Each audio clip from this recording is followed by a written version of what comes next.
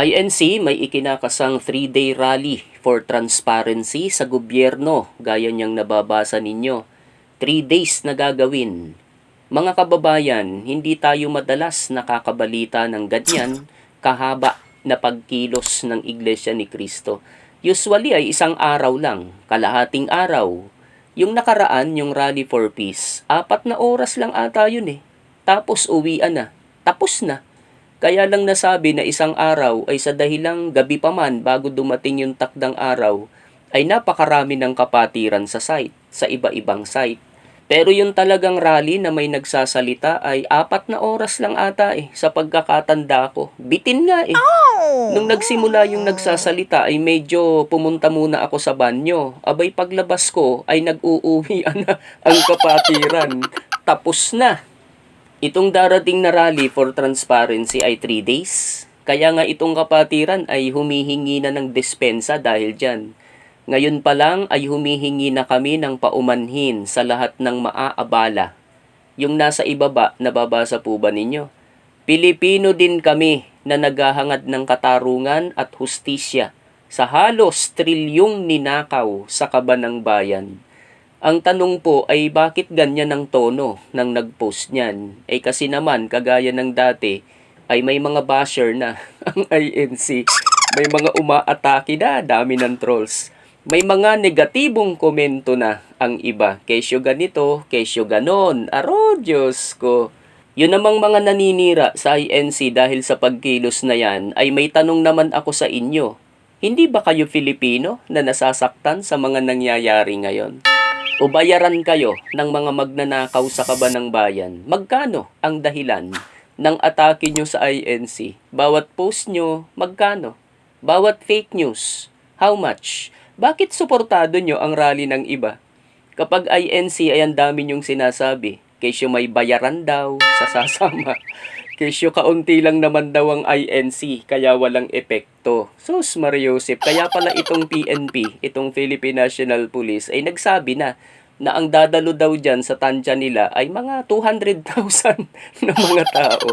Pambihira, parang walang alam sa kasaysayan ng rally ng INC ang mga taong ito. Saka eto pa, pagkaunti, hindi Filipino, ganon. Pagkaunti, walang dating o epekto, ganon? Ganon ba ang gustong sabihin? Speaking of bayad sa rally, yung nagsasabi niya ng bayaran, I'm sure, sanay sa bayad, nabuhay sa bayad, di gagalaw pag walang bayad, siya yon, sino man siya. Walang kwentang tao ang ganyan, walang kabuluhan, walang silbi, tamad, walang karapatang mabuhay. Bakit po? Sapagkat nakasulat po sa Biblia na ang tamad ay walang karapatang kumain. Di po ba't ang resulta niyan eventually ay kamatayan? Akala niya yung gawain niya ay gawain din ng INC. Hindi niya alam na pag kumilos ang INC ay parang iisang tao lang sila. May dahilan, may focus, may objective. Hindi dahil sa pera. Lalong hindi para manggulo lang gaya ng gawain niya at ng gawain ng iba.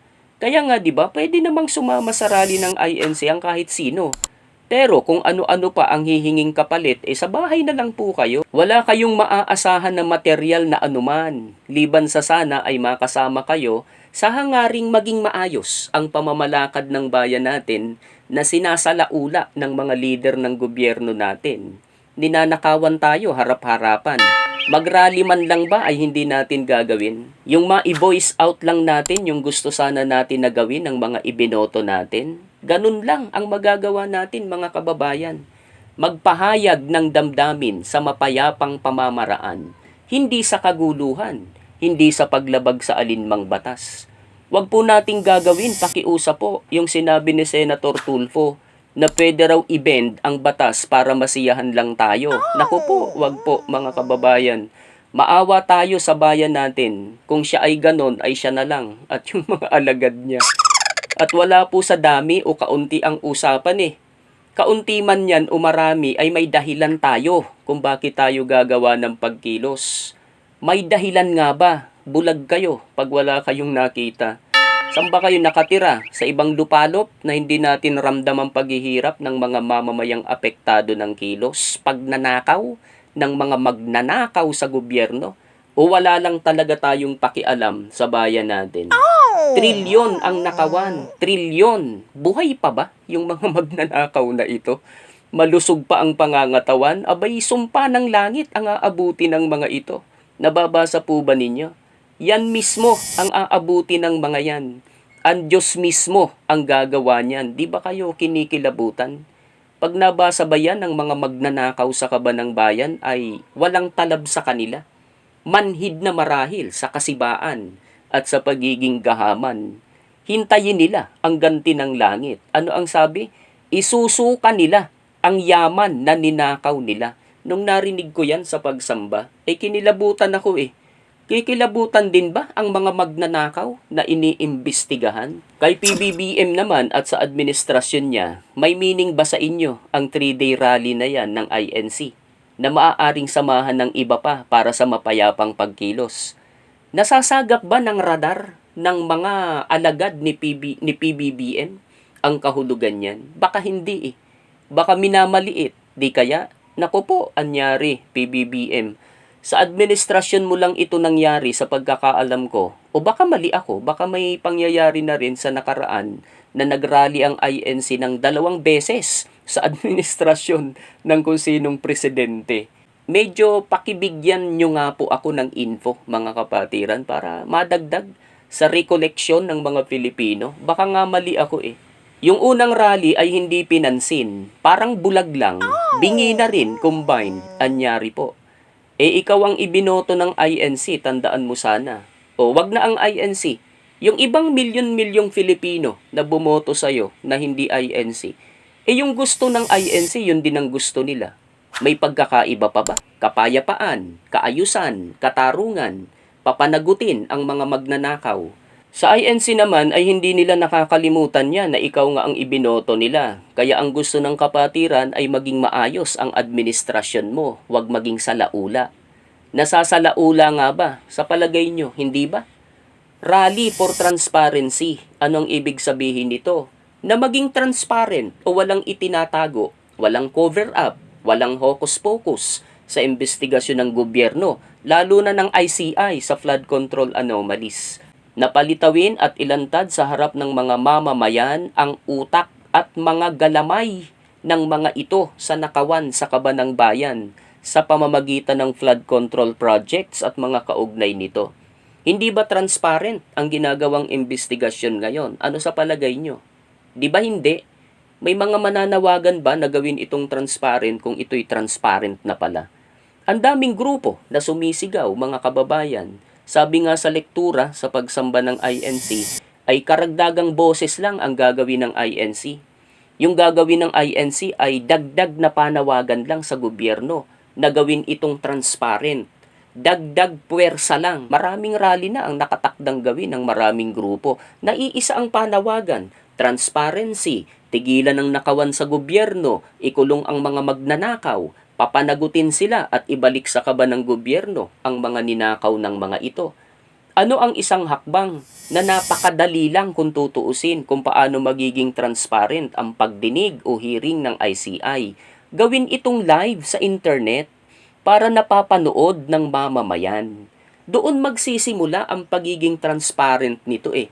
Hindi yung aasa na lang tayo sa update nito sa balita ni hindi nga natin alam kung ano ang pinag-usapan. Paano tumakbo ang hearing? Ano ang mga tanong? Ano at paano sumagot ang mga iniimbestigahan? Paglabas nung iniimbestigahan ay nakangiti pa at masaya? Ano yun? Anyari? Walang alam ang bayan. Ang bayan ang ninakawan. Karapatan ng bayan na marinig ng live ang sasabihin ng mga ito. Ang tanong, bakit hindi naka-live? Bakit? Ano ang meron? May itinatago? Ganun ba yon? Bakit tinawag pa na independent ang ICI pagka ganyan? May pinagtatakpan, ganon? May ayaw ibulgar at marinig ng bayan? Nasaan ang transparency? Wala. Isang nakakalokong laro ang tawag dyan, insulto sa taong bayan. Kamukat-mukat mo baka lumitaw pagkatapos ng investigasyon na wala palang naganap na nakawan, na walang magnanakaw sa bayan, na ang may kasalanan ay ang kalikasan. Sus Mariusep. October 7, 2025, kailan lang ay nanawagan na ang INC sa pangunguna ni Ka Eduardo Manalo na gawing bukas sa publiko ang paglilitis ng ICI. Gawin itong live para mapanood ng taong bayan. Hindi pinansin ng Malacanang. Sige lang sila sa gusto nila. Hindi nakinig. Parang yung nakikita nyo, ano ang interpretasyon po ninyo dyan? Walang nakikita, walang naririnig, hindi umiimik. Basta may investigasyon, ganun lang. Anong klase yan? May mga sinampahan ng kaso, sino? Yung mga contractors at mga engineers ng DPWH, yung mga dating empleyado, na sangkot sa nakawan. Supporting characters ng nakawan. Nasaan yung mga promotor, yung utak, yung mga pangalang binanggit sa Senate Blue Ribbon Committee hearing? Nang sumigaw ang mga diskaya, kinagabihan nun ay nagkudita sa Senado. Palit liderato at chairmanship. Bakit? Nagtatanong lang ang isang taxpayer at botante na kamukha ko. Pagkatapos nun ay wala na, walang nangyari, nauwi sa wala.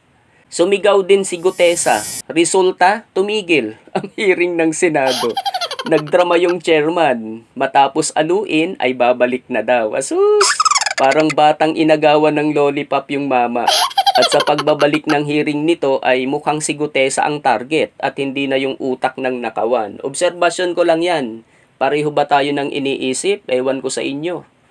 Mabuti nga yung Senado ay live ang hearing. In fairness naman bakit hindi magawa ng ICI samantalang ang Pangulo mismo ang lumikha nito? At siya rin yung sumigaw sa sona niya tungkol sa nakawang nangyayari sa flood control projects. Bakit kaya? Your guess is as good as mine. May aasahan pa ba ang mga ninakawang mamamayan? Aasa na lang ba? Na di bali, 2 taon at mahigit na lang ang itatagal ng administrasyon na ito. Ganon? Kawawa po ang bayan. Napakasaklap ng nararanasan. Apin at gipit sa hagupit ng kalikasan. Di mo pa maasahan ng gobyerno sa tuwid na daan. Lugmok sa dusa. Tama yung nasa kasulatan, mga kababayan. Kapag matuwid ang namamahala, bayan ay nagsasaya.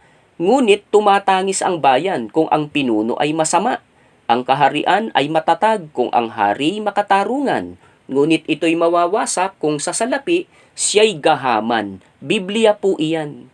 May chance pa tayo, mga kababayan. Samahan po natin ang INC sa kanilang pagkilos. Hindi para palayasin ang Pangulo, kundi para hikayatin siya at ang mga leader pamahalaan sa transparency and a better democracy.